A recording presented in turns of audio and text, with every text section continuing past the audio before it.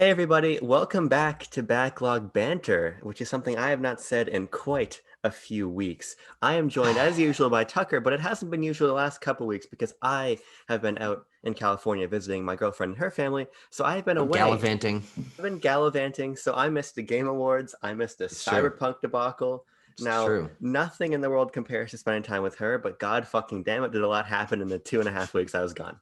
Certainly did, yes. It certainly did. And we are here, of course, for BLB to chat about the games we've been playing. And I might throw in some other things I want to mention just briefly that I didn't get a chance to and comment on some things. But actually, most of the games I want to talk about follow up on plot threads that Tucker has started and began, whether it's the great Sephiroth ratio, whether it's the Yes. Cyberpunk debacle. I've got things to say and some gameplay experiences to back them up. But Tucker, I want to begin actually because I want to steal the ball from you. I want to go first. I get Oh, to go well, I first. never had the ball, so That's fair. I guess I had it the whole yeah. time. Yeah. You have been talking to me about this little game that people seem to like called Supergiant's Hades. Oh shit, that's right. Oh, Yes. that thread started like 4 episodes ago. Yes, it did.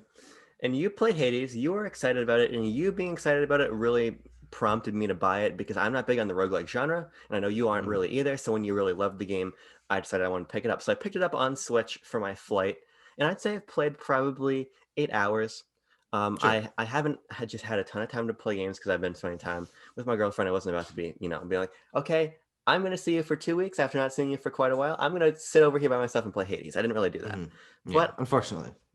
well, so I played about 8 hours of the game, and we've got two conflicting ideas coming to a head here with my time with Okay. Hades. That's my Within camera. your own head. Yes, A head within your head. yes. The fact that this game is almost impeccable, and Mhm. the fact that it's just not surmounting my disinterest in its genre. Sure. So those are the two ideas clashing right now. Because goddamn, is the presentation excellent? Is the integration of narrative into gameplay excellent? Is Mhm. is the is the persistent upgrade structure excellent? Is the moment-to-moment combat excellent? But there's just something buried within my chest plate that doesn't click with the structure of having to redo the same challenges over and over again. Mhm. And so I think that it might be a game I just need to give a little bit more time to, so I don't feel, the repetition of, okay, here I'm back in the same area, I'm fighting the fucking bone hydra again, right? Maybe if I Yeah. give it Oh, that's true. a little bit more The time the with, bosses are the weakest part of that game. I The agree. boss Hydra fight fun, fighting fucking the Furies fun, Yeah. but they're the same every time. So it does get a little bit repetitive in that nature. Yeah.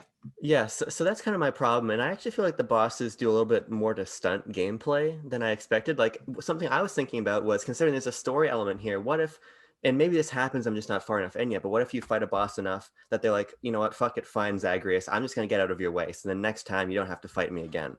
And Well, yeah, it, there's some elements of that. like Meg leaves and you start fighting the other Furies, but I would have Yeah, I like, think that's what I meant. Yeah. yeah, it would have been cool if Just a like, little variety. okay, I've proven that I can do this, so now let's get forward. And I think that might have given me a little bit more forward momentum I needed. But as it Mhm. stands, I think this game is really, really excellent, but it's just not fitting my play styles perfectly.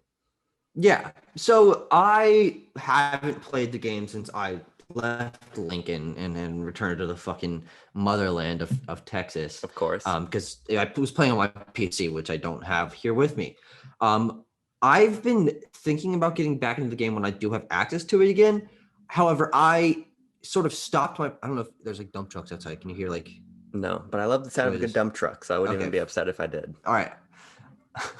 But I ended my playthrough perfect timing as I was the next day I was leaving for a road trip. I escaped hell and I beat Yeah. Hades. And that is a story point, and there's cutscenes and extra things afterward that and a story reason for the why you have to restart even after you've escaped hell. Sure. And in that sort of for me was okay, I've sort of completed the journey. However, the real quote unquote end of the story is I think you have to escape 10 times. Oh, okay. And I don't know if I'm compelled enough to do that myself, but I think there's a compelling enough narrative once you've escaped one time to make me feel satisfied with that experience. But I totally understand what you're saying. I think for me, the concept of integrating narrative into a roguelike game was compelling enough for me to want to keep restarting. And sometimes you meet new characters, and while you're exploring hell, and that can bring extra stuff back into the hub world and all that stuff. I found that to be compelling, but it obviously wasn't compelling enough for me to want to continue playing after that first thing. So Yeah. I'm a few steps more interested in it than you are, but I mean, that's a very reasonable place for you to be. Yeah. Game is absolutely fantastic, but just repetitive play style. And I actually felt the same way, sort of about that with Bloodborne, which I played a bunch of at the beginning of the break, and I had a chance to talk to Timo Tanner about it. But we had, I think, our last episode of BLB together. We talked about difficulty in games, and sort of Yeah. how neither of us were into From Software games, Souls games. And I put a significant amount of time into Bloodborne, but that repetitive nature of just dying, like, yeah, you might have opened up a new path or something, but you have to beat all the exact same enemies in the exact same placement again. And it was that repetitive nature that, while I was really enjoying a lot of the aspects of the game, the repetition just sort of got to me, because I'm someone who wants forward momentum. Yeah. And unfortunately, those kind of games don't click for me. So, but Yes, that's what. Hades, good game. Yeah, that's where I sit on it. I think I will revisit it. I'm going to give it a little bit of time, especially since I have found a new baby boy to take care of in the video game space that I want to talk about soon. But it's your turn, and can I actually request you talk about a game in particular? Yeah. Can you tell me what's Which one? happening with Final Fantasy 6 or 3 or whatever goddamn number that is? Yeah, well, so American 3, actually Okay. 6. Okay. I'm playing it on this baby boy, That's a good baby boy. Super Nintendo Mini. Mine's With this baby boy, Super Nintendo controller. Oh, hey, look, we both have babies. I started Final Fantasy VI the day after Sephiroth was revealed, and I'm like, all right, I've avoided Final Fantasy enough. I'm not a huge straight JRPG guy. Let's just give this a shot. It's the only game I've played since the Game Awards. okay. Although I did play Sephiroth in Smash a little bit, so there's a couple very tiny other things, but I've played probably 25 hours of it.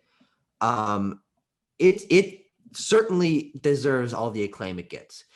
People our age don't talk about Final Fantasy, especially not the older ones, but in the era of people who grew up with Super Nintendo JRPGs, this is one of the ones that's the highest regarded and a lot of people's favorite game of all time.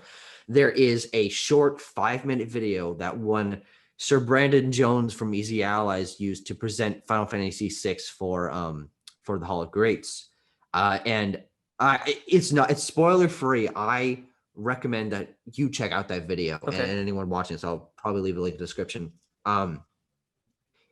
That video really sold me on the game, and I'm like, all right, I need to check this out. It's a really special game in a lot of ways. It actually reminds me of the sort of story we were talking about with Ninja Gaiden, where it feels like a more modern game sort of sucked back into an older era. This game has such impeccable pixel art and charming cutscenes. It just feels like someone trying to replicate an older game, but with modern conveniences and ideas. And it's surprising how well this game holds up. I mean, you have 14 playable characters, which is the most out of any Final Fantasy game to date, but they're all super interesting. And the musical score is insanely good. And the combat is turn-based, but there's some mild action elements to it where each character has their own special abilities that all work in different ways, and you have to learn to combo those together. And the story reason behind why you are able to learn magic and use the summons, which are called espers in this game, is really compelling. And Kefka, the villain, is just one of the most fucking batshit crazy demonic villains in video game history. Yeah. There's just so much to this game that is iconic to someone who had never experienced it before, which is strange to even think about. But I have sort of hit a little bit of a wall where I'm not losing complete interest. I'm gonna push through and finish it, but I'm like 5 hours from the end, and it's sort of just the point where you have to finish exploring and grind to get to the final boss, and Sure. which is not extremely clicking with me, but there's so much compelling narrative and character plots and all of that that I am gonna push through. And it did prompt me to purchase Final Fantasy 8 and 9 on my Switch, which are Okay. currently, if you buy them together, or both of them together, cost just over $20, which is nothing for Yeah. two 40+ hour games. Like, that's a fantastic deal. And I also have Final Fantasy 7 on Steam. I have Final Fantasy 7 Remake on PS4. I have Final Fantasy 10 and 10 2 on PS4. So I've got Final Fantasy content coming out of every fucking orifice that I have. And I'm excited to get into it, but I'm going to space them out a little bit so I don't overwhelm myself. That's probably a good idea because you've got what, like 250 hours of Final Fantasy JRPG right there. Yeah. So, so this year, Final Fantasy VII Remake is, spoiler alert from when we get to that favorite games of the year list. It's my third favorite game of 2020. I really, really loved it, and I'm not a JRPG guy at all. It's one of my least favorite genres, not because I think they're necessarily bad, but because just that gameplay structure and philosophy doesn't really hook me. But since the Remake got me in the door, and I had this weird, I don't know, like 15-hour relationship with Persona 5 Royal, I wanted to dip my toes a little bit deeper in. And shout out to my buddy Martin, who's always telling me to play more JRPGs. And he tells me to play Final Fantasy 3/6 quite often. And now that you have played it, you're really, I like to let you be my guinea pig sometimes. Because if a game you don't like Of course. is going to click with you, it's probably going to click with me too. So I would like to play that. I would also like to play some of the other Final Fantasies you mentioned, like 8 and 9. I know some of those are on Game Pass. We'll get to my Xbox in a little bit. Oh, god damn it. Shit. Well, Yeah. I'm more likely to play a lot of them if they're on my Switch. So, and they were cheap. It's fine. But Yeah. I totally forgot they're on Game Pass. No, Switch is the better form factor for a big RPG like that. I totally think that's true. Yeah. But Yeah. I want you to play Final Fantasy VII Remake at some point. I really think that if you get over that first hump, you will enjoy it. I think what my current plan is to finish 6, Yeah. take a little break, sprinkle a little bit of fucking Resident Evil, No More Heroes, get a little bit of palate cleanser in there, hop into normal Final Fantasy 7 because I have it on Steam and I've had it for forever. I think I will appreciate Remake more if I better understand the scope of the game, the characters, those mechanics, and how they've been updated for Remake. Because I did play the first 3 hours or so of Final Fantasy VII Remake, and I was just fucking dropped in, and I had no fucking clue what was going on, and none of the systems were really clicking with me. And I totally think I could get into it, but I would rather have that base of knowing what the original is like. So I own Final Fantasy VII, the original, on Switch, and after playing the bombing mission demo on PS4 for the remake, I went back and played the first couple hours of the original. And it's interesting. But I think it's more interesting from a novelty perspective to see what they blew up, because if you're familiar with at all with just the general cultural consciousness of Final Fantasy VII, the Midgar section that is 40 hours in remake is like 4 hours in the original. So I don't think it's as essential as people say to play the original before 7, because they really are incredibly disparate experiences, especially from a narrative perspective, and especially from a gameplay perspective. They really feel like they're pretty divergent. But there was definitely something cool for me about, before I played the entirety of Final Fantasy VII Remake, having foregrounded that with at least a couple hours the original. But I think whichever one you want to hop into. Believe it or not, they're both good games. Okay. Yeah. Do you want to talk a little bit more about someone adjacent to Final Fantasy VII? Sure. Let's fucking go for it. Mr. Ed Sephiroth. What is Ed short for? I want to know his full name. Edward. Oh, that's right, Edward. Yeah. I don't know why I forgot the name Edward for a second, but Edward Sephiroth, yes, did release for Super Smash Brothers. Technically, he releases today, but technically, he released 5 days ago. That didn't make any sense, by the way. Why not? What the fuck are you talking about? Because he released last week. He doesn't release today. It felt like, because what was confusing to me about it is because when I first saw the news articles, it seemed like there's like a glitch you could get to get him early. No. But Sakurai just put it right. Did he say in in the presents that this was going to happen? Yeah, it was a full thing. He Oh, showed how it worked and everything. I didn't watch the presents because I was in a fucking car in Oregon. Never Yeah, mind. It's really well, cool. My first point about Sephiroth actually is that the Sephiroth challenge is really cool. yeah, it's a great concept. And It, also the presentation of it just like mimicking Final Fantasy yeah. VII's menus and stuff. It's slick as hell. Also, beat my ass on ultra hard or very hard the first time. I cleared him and unlocked him on ultra hard on my second attempt. I've got proof of this on my Twitter. If people don't believe me, link in the description of my Twitter. I beat Sephiroth with 0.6 HP remaining. Holy shit. Yes. Yeah, I mean, I'm sure it was a low HP for me as well. I'm not good at Smash Brothers, so I tried for a couple times on normal, and I just eventually resorted to using Bowser, who can just fucking tank anything. And if you use his side smash and his up smash, you can just deal like a ridiculous amount of damage in Yeah. 1 fucking second. So That before was my Sephiroth experience. But I played Sephiroth afterward.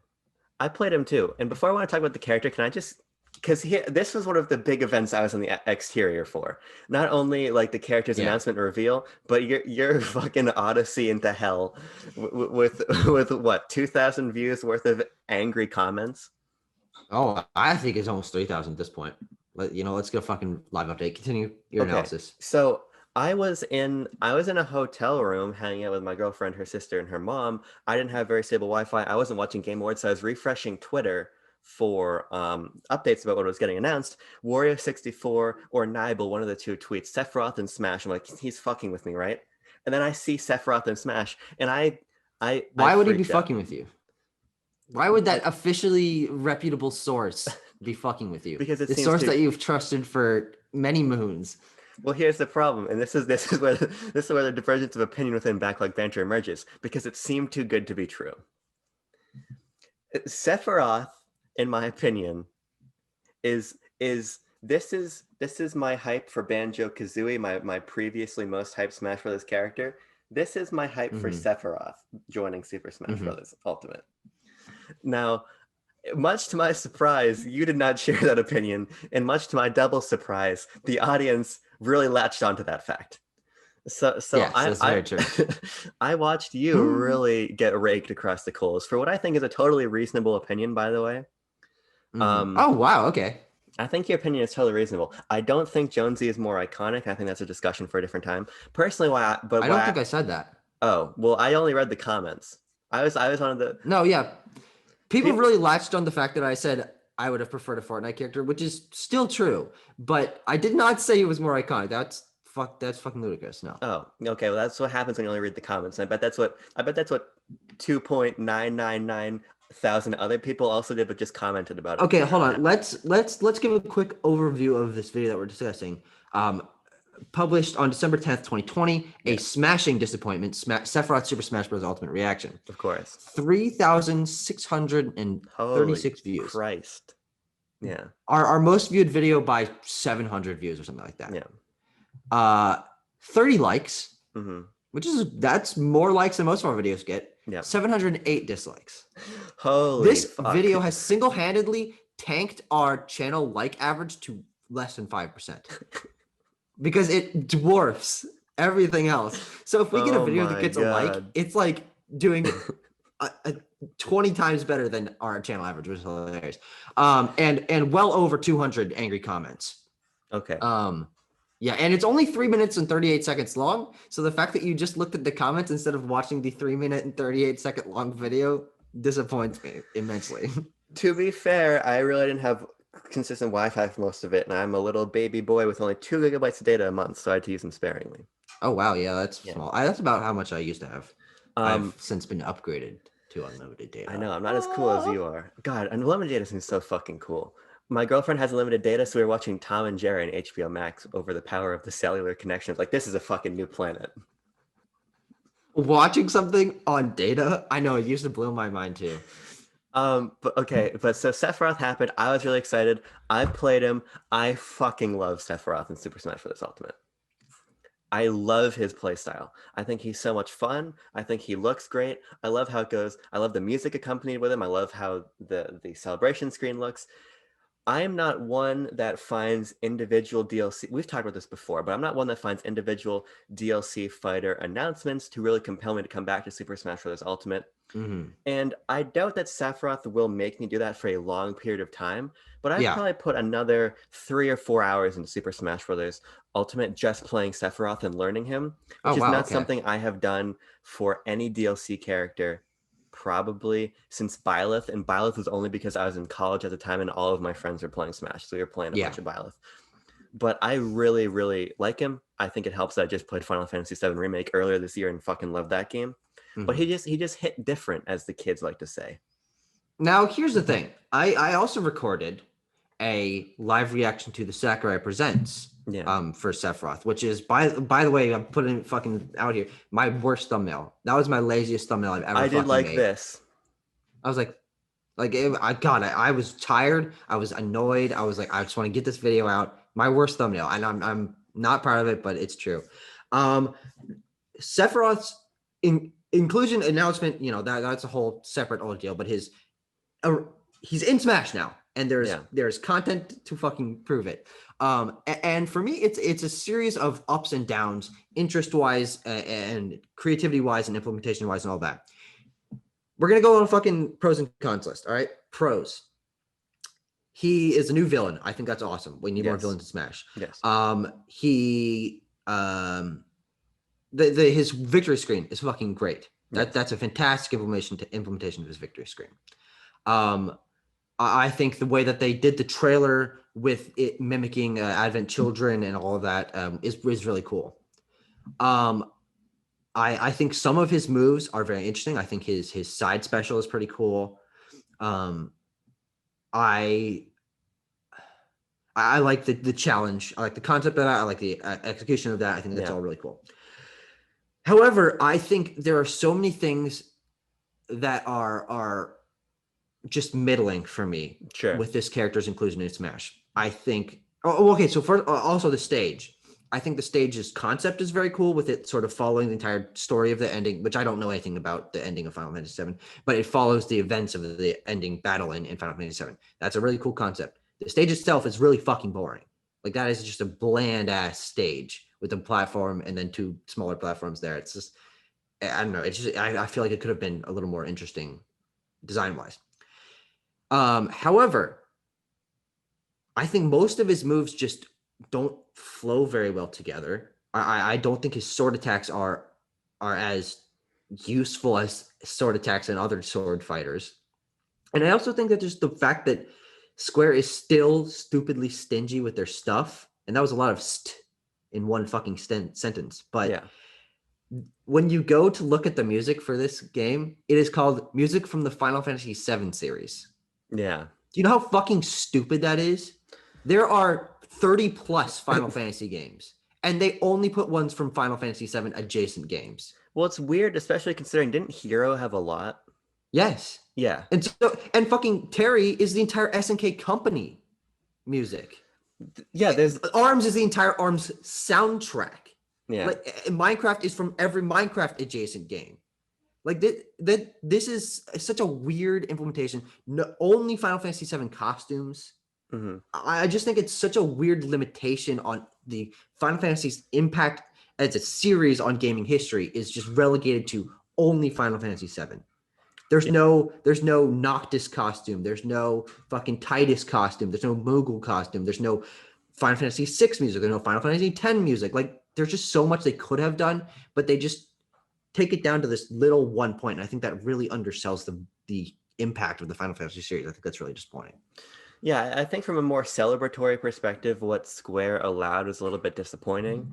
Mhm. And I'm not a Geno fan, but fucking pour one out for the exact Yeah. same Smash. It's the exact same Smash 4 costume too, Yes, it which is the is. It's annoying not even thing. like a Cuphead Sans version. No, but I Wow. would have liked to see more.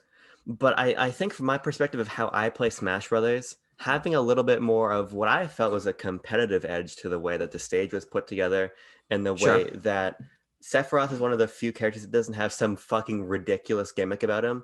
And I think that Mhm. the gimmicks make those newcomers really fun, but for me, they kind of tank their appeal rather quickly.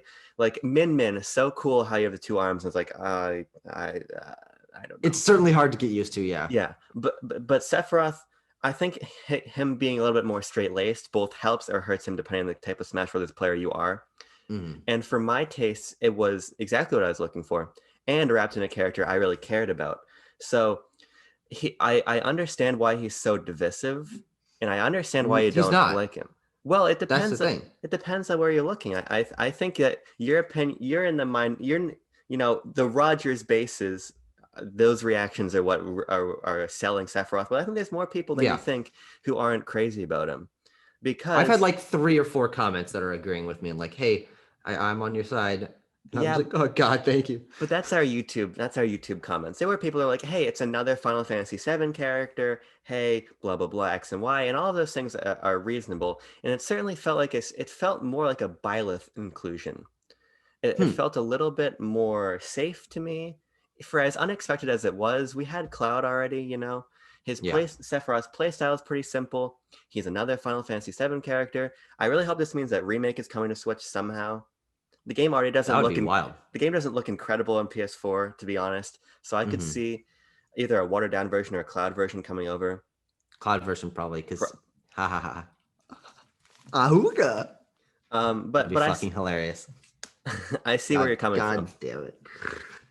Even though I love him, he's by far and away my most excited and most fun DLC character by a fucking wide margin. Here's the final point I'm gonna say. Okay.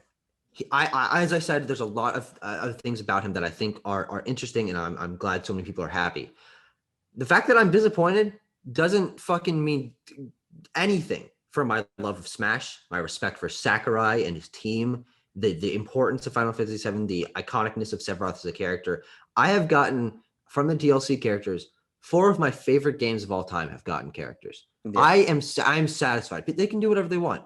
And obviously, game is fucking content rich and great, and I didn't need anything more. But I got my arms rep, I got my Minecraft rep, I got an final 3 houses, which I wasn't super excited for Byleth, but 3 houses one of my favorite games. Banjo-Kazooie now retroactively Yeah. one of my most hyped characters.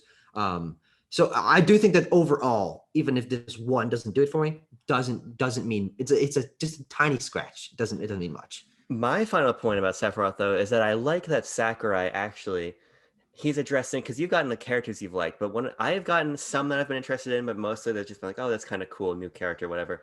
But something I've been really hoping for, and I think what also pushed Sephiroth over the top for me a little bit, was the fact that we got the Sephiroth challenge and that his classic mode is basically a boss rush. I have Yeah, been looking for new content in the game beyond just a character, and true. this was some of that being brought in with Sephiroth. So I really like that, and I hope that's an indicator that Sakurai is going to do a little bit more of that and make these more than just okay, here's the character. So imagine when we get somebody who's not fucking being hamstrung by Square Enix, being like, you can have 4 music tracks, and here's what a Chocobo, and then Aerith, Tifa, and Barrett. Yeah. Imagine when you can have all of this, and then you can have a cool challenge mode, and you can have all kinds of fun stuff with Mhm. with the doors blown off. So I think that's gonna be really cool. I think that Sephiroth is hopefully setting up a bigger trend for the last 3 members of the Fighters Pass, because Yeah. doesn't this Fighters Pass need to be redeemed? We got Y- Min Min and then Steve. I mean, I'm certainly interested to see how people overall Yeah, view the Fighters Pass.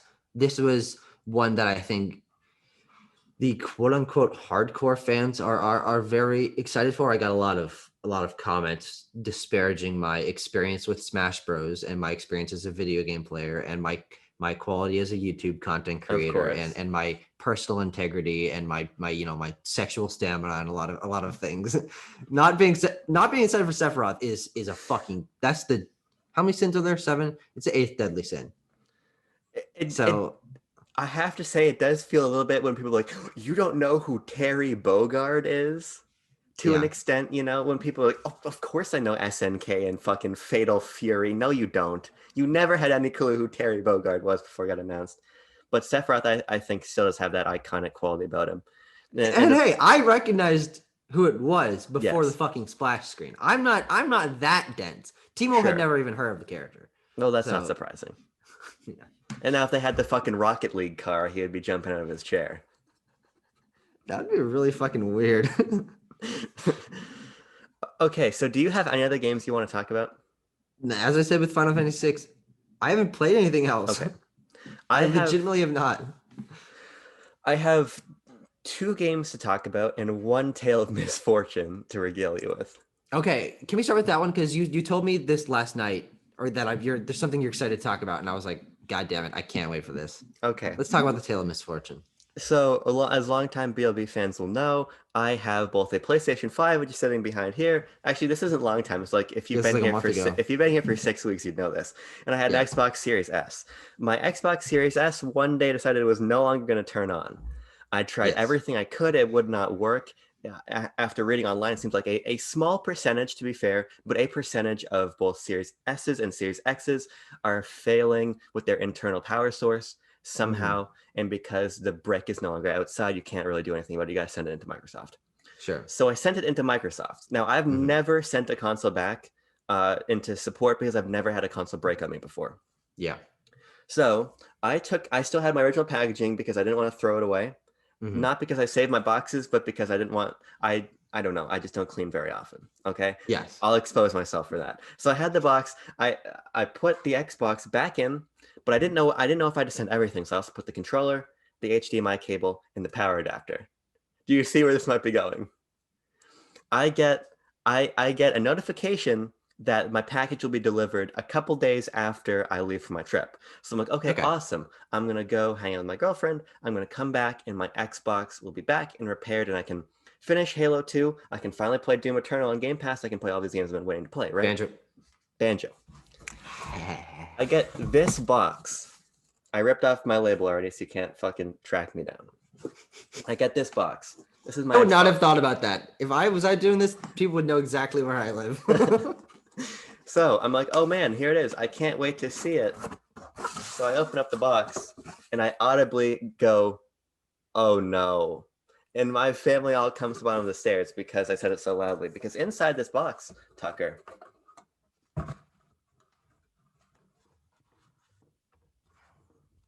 is my Xbox Series S. And fucking nothing else. And absolutely nothing else. So there is no power cord, there is no HDMI cable, there is no controller. I have the console. That's it. Yeah, I mean, I think that needs to be addressed with someone who actually has the power to return your fucking items to you. Because here's what's fucked up about this. I put them back in the box, A, to be helpful, and B, I wrote on the outside of the box, thank you, Microsoft support. I'm going to have to rescind my gratitude. Yeah. Because here's the thing. They was in the fucking box. Yeah.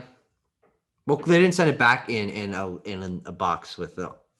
I mean, that's really No, strange. they sent Yeah. it back in this random fucking cardboard box. What if I had like a loved one's ashes in that box? You know? With your I, Xbox. with my Xbox. I didn't, but what if I did? That's the It's true. purpose. That's Yeah. the point of it. So I have this fucking thing back, right? Which is exciting, but what it's as good to me now as when it didn't fucking turn on. Yeah. That is really sad. So I'm gonna be sending an email to Microsoft support today. Yes. The only issue I can foresee is the fact that it's been 3 weeks. Yes. And I'm sure they all right. Well, I think that's about all I had to say about my Xbox. The audience will never fucking know what just happened. Mhm. Absolutely never. But I had tears in my eyes. But so I guess the saga of my Series S will continue into the next week's episode when I Yeah, I probably have. mean your relationship with the Xbox next generation consoles is a fucking like there's an odyssey there. Like this is an epic tale. This It could be really turned is. into a 3 hour film, and it should be. I agree. Above all, it's just fucking annoying. Yeah, Yes. But here's the thing. I think I have a lot of unpopular opinions. Would you agree with yeah, that statement? yeah, yes, of course. Well, I would like to share now. I've already shared this one with you. It's more to share with the audience. Okay, There's a little game. It's called Among Us. Oh, that's right. I forgot. Jesus Christ. We're recapping this whole fucking last 2 weeks of us Yes, texting. We're putting it on video yes, form. yes, we are. Now you have played Among Us. You like it. You've streamed it with people far more important than I. You've played it with an Yeah. audience. Oh yeah. I hadn't played Among Us prior to leaving on my trip, and on that Mhm. trip, I learned that my girlfriend's sister is a big fan of Among Us. So I downloaded the game and played it with her and played it with my girlfriend, and we got in a lobby, and we've got some random people. I was egging them on in chat. I was asking if they like Cyberpunk. I was saying that they were being rude. I was calling them names. I was trying to convince them that my girlfriend was the imposter when I had no reason to suspect that, and see if I could get her thrown out. I had fun with the concept of Among Us. However, as I talked to you about, I don't think that Among Us is a compelling gameplay experience. And this is the delineation I'm trying to draw. Mhm. For me, I think that a great multiplayer game both enables really fun camaraderie between the players, but also provides a gameplay experience that you can sink your teeth into to some extent.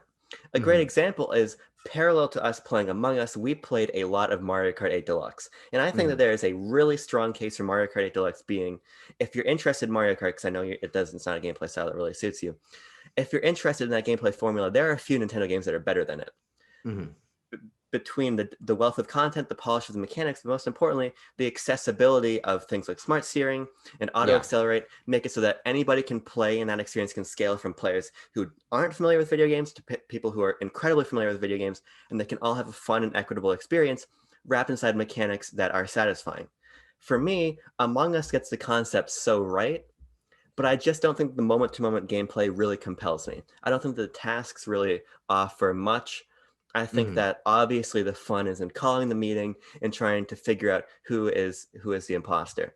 And Yeah. that's fun, and with a group it's fun, but I just don't think that from a gameplay systems level it really compels me.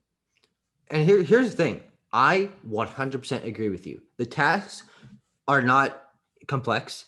They only exist to distract you from the imposter Yeah. and to send you around the map so that there is something for people to discuss or like say, hey, where were you when you found the body, sort of thing. Like, Yeah. what were you up to? Um, so on that front, I do agree with you.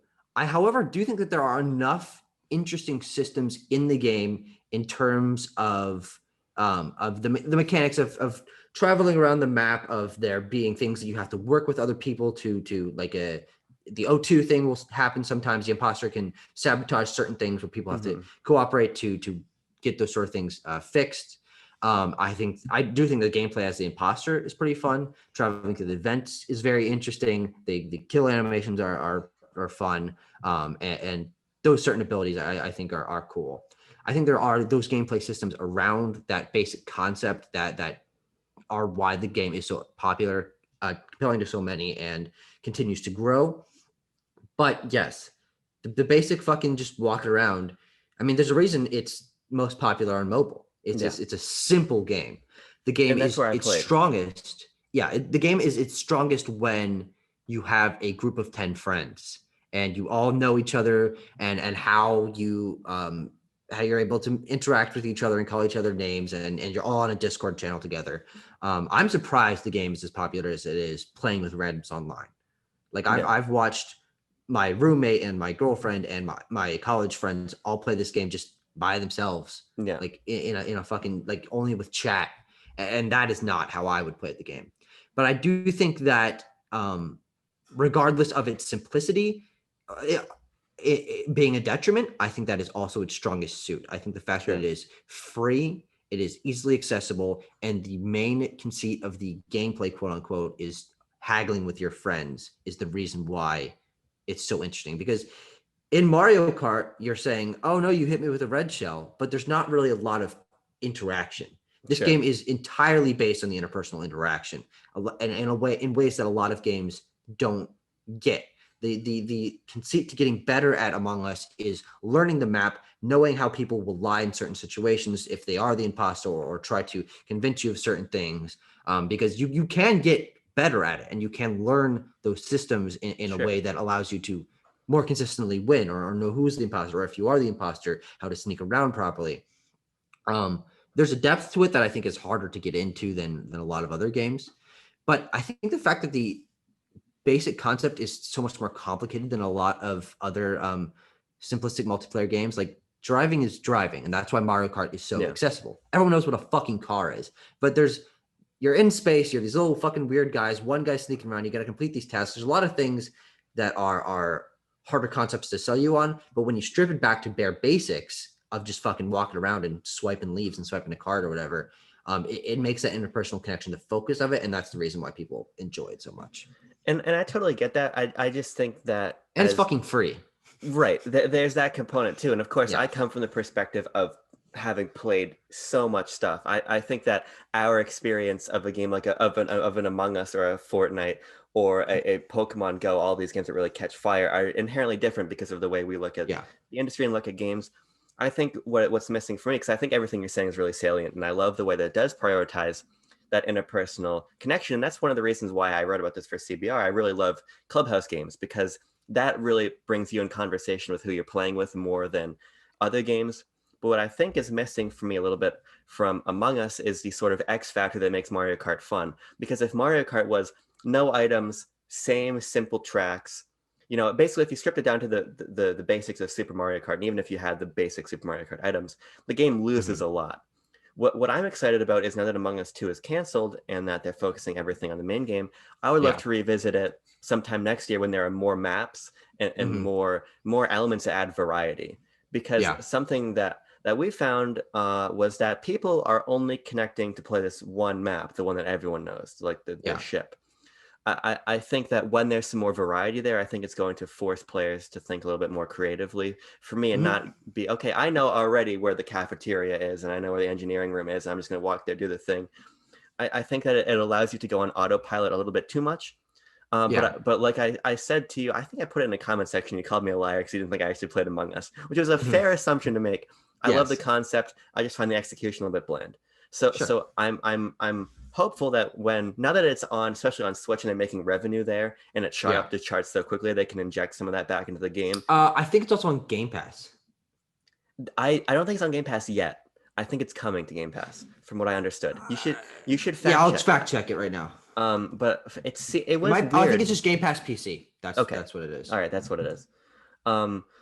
So I'm excited to see how Among Us evolves when it has Yeah, PC. some more money behind it and this renewed focus. It's got all the money in the world now behind Yeah. it. All the Yeah. focus in the world. I mean, So- it got Jeff Keighley's attention. It's got won a bunch of game awards. That watching that team get their awards was so much fun. They had a Yes. fucking Jeff Keighley mask for the game awards in the game. I do think that there's a lot of fun community-based aspects to this game that will push it forward in a way that I think Fall Guys kind of lacked.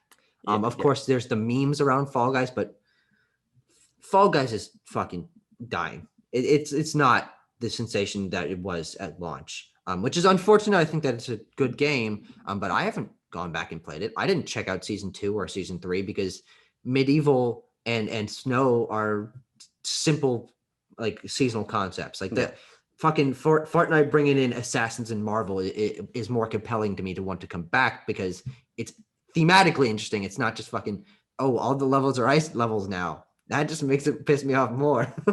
I'm actually reminded of Fortnite quite a bit when I play Among Us, not only in terms of popularity, but it reminds me of when I was playing Fortnite a little bit before it really exploded. And Look at you, so cool before it was. Well, no, before it was because cool. I didn't like it before it was cool. And I don't like it now. Mm-hmm. But the difference is that I gained a lot of respect for it, and I understood the appeal a lot better as more people hopped on, and Epic was like, "Oh fuck, this is something to really pay attention to." Yeah. This feels to me like Fortnite before it started getting all of the seasonal content and getting all of the crossovers, and then before it got really confident. I think we're seeing like the ground zero of Among Us, so it'll be cool to see it grow, and I hope that it can sustain its trajectory like a Fortnite does, and not how a Fall Guys does, because I have not touched that game since, when did it come out? Like August? I don't know. Yeah. Frankly, I don't care that much. But the ninja skin is available in Fall Guys. I did hear that. I have one more game to talk about this week. Oh, do you? Cyber guy. It's pumpkin time. It's pumpkin time. It's pumpkin time. That should have been the slogan for the game. It should. I agree. It's It's pumpkin time. in my heart. It's the slogan for the game. I really want Keanu Reeves to just say that. You could probably get him to. Can't It's he's pumpkin time. My voice cracked. okay. Okay. Okay. All right. Okay. Deep breath. Cyberpunk. This is a lot to manage. And the reason it's a lot Not to really, manage no. is because the arcing trajectory of this game is so fucking absurd. It's ridiculous. It's ridiculous. I want to frankly not talk about that stuff. The meta narrative. Yeah, the meta narrative I don't really want to talk about. Sure. Okay, that's fine. What I want to talk about is we spent a lot itself. of time discussing it on BLBS. Yes. Fucking what? It's 2 days ago. Yeah. So yeah. I have been incredibly excited for Cyberpunk 2077. Yes. I one of the days I was hanging out with Jean, my girlfriend, and she has got a note at me because I kept reading her excerpts from reviews on Metacritic of people really liking the game. And then because I was on... This must have been before it launched. Yes, this was at embargo. Then the game launches. I was on the West Coast, so I was still up and on my phone when it launched. And I started seeing these gameplay clips, right, of the game looking just terrible. There's no other word for it than terrible on last gen systems. Like, what is happening? And then I was greeted to a fucking Homeric odyssey of 10 days of garbage and nonsense that persisted.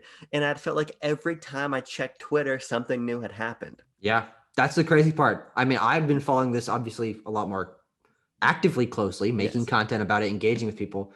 Fucking my source of game news, Kind of Funny Games Daily, has been Cyberpunk or CDPR bullshit for over a week, which is insane. It's insane. Even something like Microsoft buying Bethesda got 2 days maybe of buzz. This is above that. So I had all of this context from a distance. At the same time, because I'm an impatient son of a bitch, Snapchatted my sister one morning. I was like, "Hey, Laurel, can you do me an elaborate favor?" And she goes, "LMAO what?" And I walked her through from the Oregon coastline with her here in Maine over Snapchat how to turn on my PS5, update the firmware, get onto the store, buy Cyberpunk, make sure it's using my credit card, fucking clear out 200 gigabytes of space on my game by deleting only the things I wanted her to, and then put it in rest mode so it would automatically get the hot fixes. So shout out to my sister because she did all of that. Shout out to my sister. Pour one out for a real one, you know what I'm saying? And this happened, Tucker, because I wanted to, as soon as I got home, be able to play. Yes. This was fortuitous. And this is what you did. Yes, I did. But this is fortuitous because, 4 days later, it was delisted from the storefront? Yeah. Holy shit. I was thinking about that. Yeah, I was sitting there like, there's a chance Abram could not have gotten this game. Do you understand the crushing pain I would have felt if that had happened? Holy shit, that would have been so funny. Especially because I would have actually, I was thinking to myself, I was like, this would have been fine because poetic justice. Well, here's where it gets crazy. I would have been like, you know what, it's fine because my Series S will have returned. So I'll just buy the Series S. Oh god. Oh fuck. And then there's a parallel universe out there where I'm losing my shit laughing at you during this video. Yes. God damn it. I'll be honest with you. This is my Samsung Galaxy S9. The Stadia. Thank you for being honest. The Stadia application is downloaded on it. Oh, okay. I didn't start the game on Stadia. I was close. I didn't. You bought it? No, I didn't. I was thinking about it. Well, when you say started, that kind of implies that you. Well, I said I almost started. I downloaded it. Yeah, but you have to almost buy it. Right. I almost bought it, but I didn't buy it. So I was like, you know what? I'm going to come home, play on my baby boy PS5. I had seen literally 15 seconds of Cyberpunk gameplay prior to playing myself, of raw gameplay from Pio's Twitter. And that was the not looking good gameplay? No, of PS5 gameplay. I saw 15 seconds. Oh, PS5 game. Gotcha. So I literally, Tucker, I had watched like the promotional trailers. I had read a lot about the the world of Cyberpunk. I had listened to Mike Pondsmith, the creator of Cyberpunk 2020, DM a complete game of Cyberpunk Red, which is the new version of the tabletop game that came out kind of simultaneously with 2077. I listened to him DM a full game with guys from IGN. I Jesus have Christ. How long was done that? like 2.5 hours. Oh, okay. I listened to it on the plane. Yeah. I asked my parents for the world building book of Cyberpunk for my birthday. I asked them for the ultimate guide of Cyberpunk for my birthday. I asked them for a PSN gift card because I said I want Cyberpunk, but I think I'm going to buy it myself, so I'll just use the gift card for a different game. And of course, I bought Cyberpunk already for myself. Yeah. I have had the Johnny Silverhand figure in my Amazon cart no less than 3 times. I have tried to heckle my friends into getting me the V figure.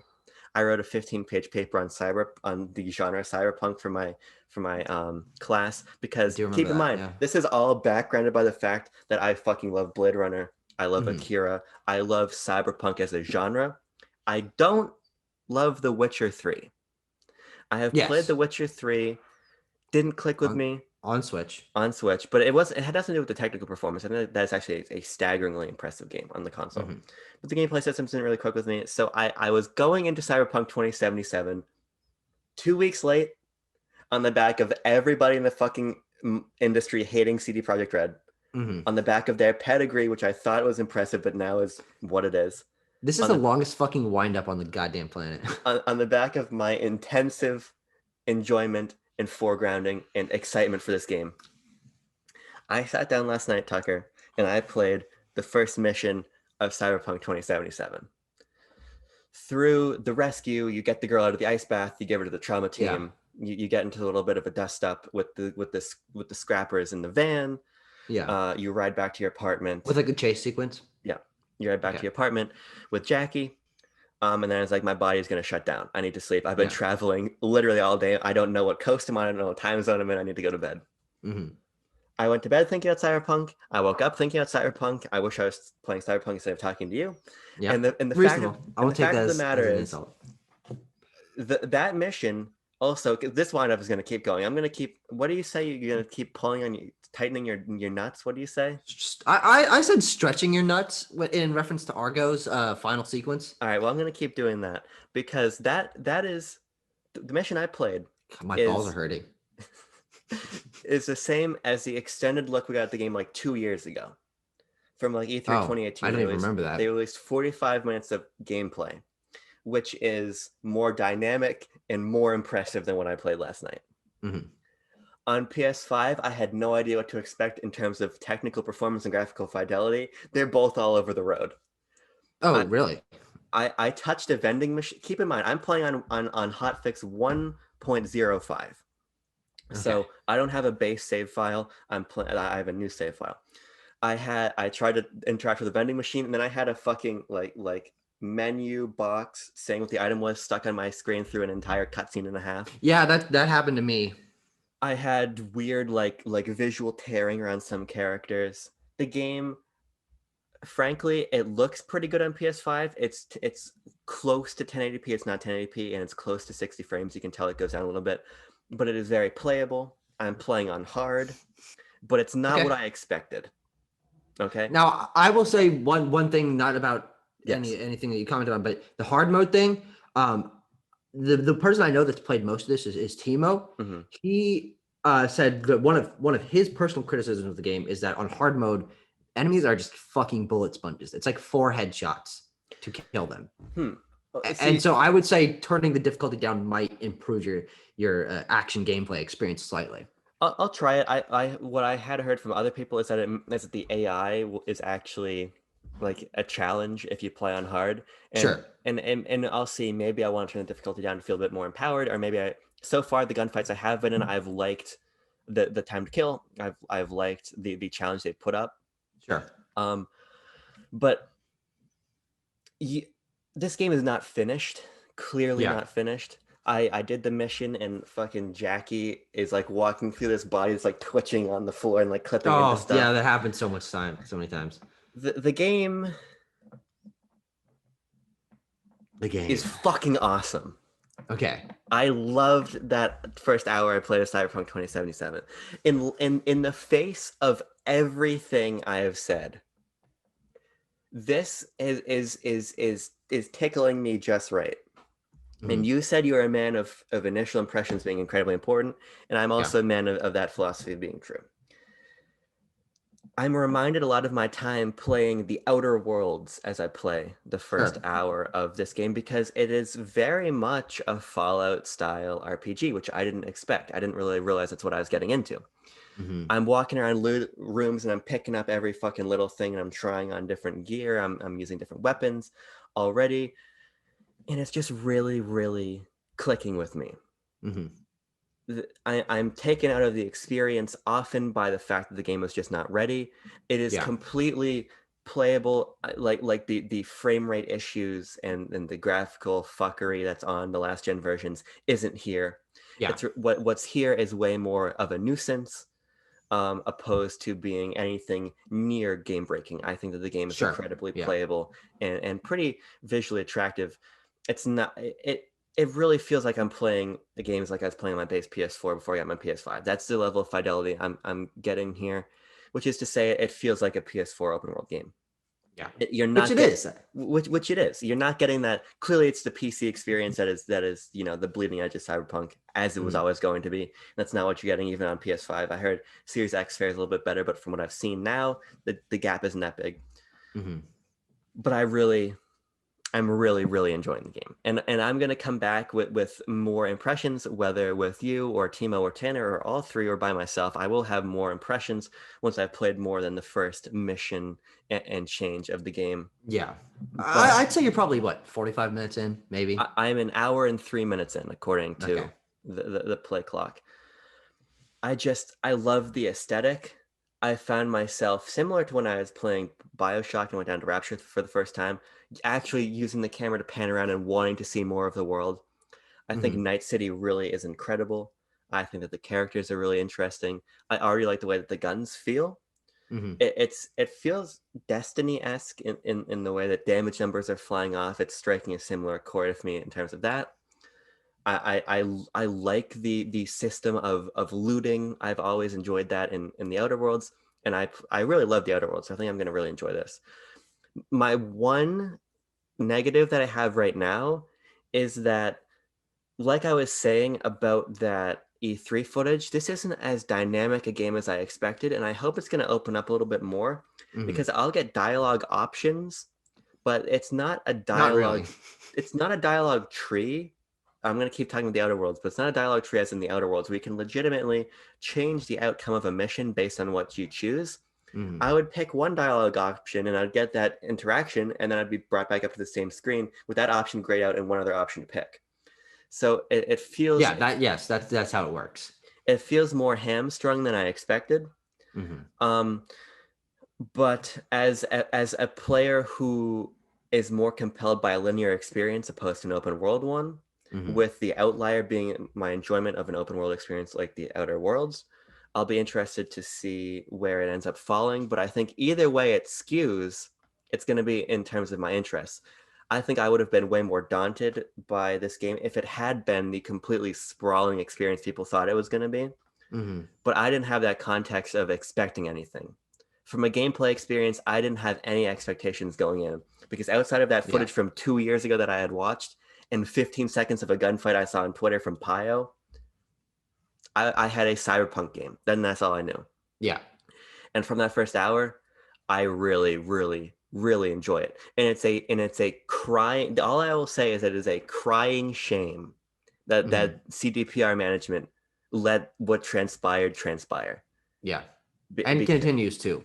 and continue to transpire because I think that there is a genuinely very good game. Although I will say, like you have said in I think his Joe also said in his review, Yeah. um, it's clear that this game has been in development for a long time Yeah. because it feels like it doesn't feel like a 2020 game as much as it feels like a game that has been the product of this snowballing development cycle that has picked up ideas from at this point so many generations of, Yeah. of, of development.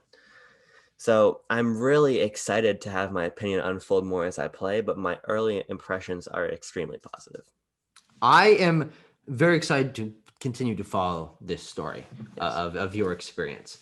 I will say, as someone who is not a fan of Cyberpunk 2077 from the 9 or so hours that I've played, Yeah. um, the game has a very engrossing, engaging, and compelling opening sequence. Yeah. First 2 hours or something are very scripted, didn't have a lot of technical issues. Um, I think the start of the story from the characters and introducing you to the gameplay, the simple gameplay mechanics and stuff Yeah. are fun. I think that is a great opening sequence. This game's where the game lost me once I was unleashed into the open world and given a little bit more in terms of seeing how the game progresses in its mechanics and its systems and developing the story, um, is the fact that it doesn't. This game is unfortunately the product of good base mechanics or reasonable base mechanics. I personally don't find a lot of the simple gameplay to be incredibly compelling, especially compared to other similar games I've played. But the systems around those mechanics are just so poorly implemented that it isn't a compelling gameplay loop. You haven't gotten to these Yeah. issues yet because you haven't gotten far enough to unlock the certain things that I'm going to be discussing. But I don't think you've driven a car yet. No. The car is the car. That's a constant thing across the board. The cars are not fun to drive. The stealth is. I don't think you've gotten that yet. The stealth and the hacking are very base level. The upgrade trees are fucking pointless. They all go to giving you more damage per second instead of branching your abilities into like a Skyrim style or a Fallout style. Um, you haven't. I don't think you've gotten enough in terms of introductions to the characters because my Yeah. problem with the story pacing is that as you continue to get more missions in the first opening hours that I played, they keep throwing new things at you instead of developing what they have in a way that is overwhelming and makes it hard to connect to things. And finally, you haven't gotten to the open world, and that's where a lot of the issues with the game lie. In terms Yeah. of the engaging exploration, finding side quests, the introduction of new mechanics, introduction of open world, collectibles, things like that. Um, I don't want to lay my thoughts on you too heavily because I would love for you to have your own experience, but I came into this with no expectations. I hadn't even seen that gameplay. I've seen the advertisements for it occasionally. New Keanu Reeves was in the game. Played The Witcher 3 for a few hours, didn't really like it. I had no expectations going into this game. And unfortunately, those no expectations weren't even met with the experience that I had. So Sure. I would honestly, if possible, we can record a second first impressions for you in like 2 days or something. Yeah. Once you've played, 6 hours, 7 hours into it, I think it would be imperative and very interesting for us to track your evolving thoughts on this game as you've played more and more and experienced more of the game as it opens up. Yeah, I really want to do that. Like I said, these are the most initial impressions I could possibly have about the game. Yes. But I'm just very excited to finally have something to say about it. And Very true. I'm going to be playing quite a bit today, so we will come back with an addendum for sure. Yes. But that's all I have to talk about for this week. That as I burp, Yeah. Ugh. but but that's kind of what I've been playing. I like I said, I've been not really playing games the last couple of weeks. Yeah. As I have been out and about, but now I am back. Boot in a boot.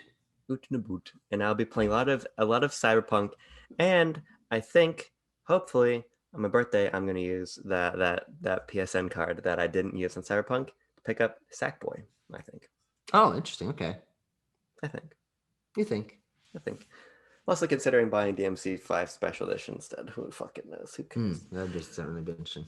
But I think that's about it for my glorious return to backlog banter. Yeah. I'm sure I'll be as kind as to regale you with my presence more often. Again, we've got some cool end of the year stuff planned that we're gonna do. Yeah. But for now, we're gonna let you go. Unless Tucker, you have anything you'd like to add? I didn't think so. No, not really. I mean, oh, all right. Let's fucking. Yeah, I honestly no. This was a very good episode, but I think we touched on a lot of interesting topics. I'm personally very interested in your evolving thoughts on Cyberpunk, but I'm more interested in just trying all sorts of shit because that's how I think the strength of our show goes. So I hope that the Cyberpunk obsession doesn't detract from trying other things as well. It certainly will. God damn it. Because I've been sitting here for 3 weeks fucking like I can't talk to fucking Timo and Tanner about Final Fantasy VI or like other video games because they just fucking sit there, whack off, and Timo just sings into a microphone. I don't fucking know. That doesn't make any sense. But God damn it. All right. Well, I will bring that energy then, and you can bring the Cyberpunk energy. I might play Donkey Kong Country 3 if that makes you feel better.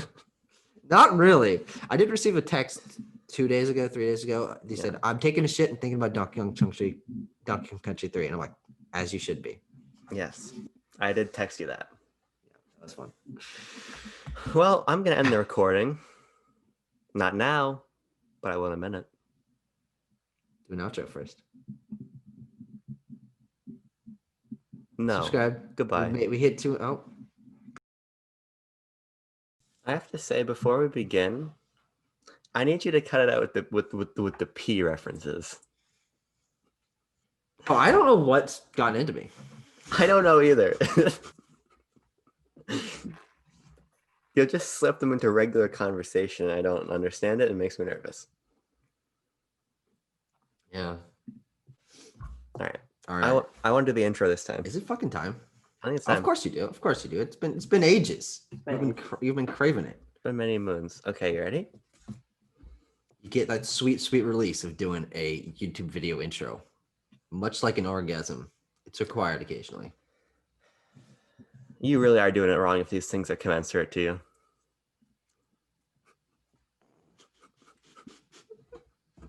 Okay, let's fucking get this. All right. Get this bread. I don't like that either. What? Get this bread? That's a normal human phrase but that not when fucking you say kids it. these days say. That's the problem. Not when you say it. But kids these days, they're saying it. Sure. Okay.